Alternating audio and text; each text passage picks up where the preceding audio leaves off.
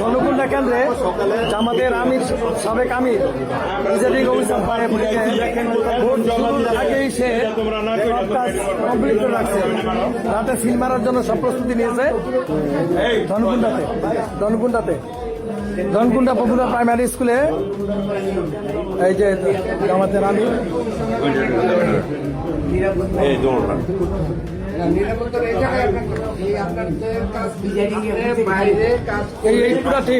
পুরো team change, আজকে রাতের মধ্যে পুরো টিম চেঞ্জ করতে হবে, এটা আমাদের দাবি।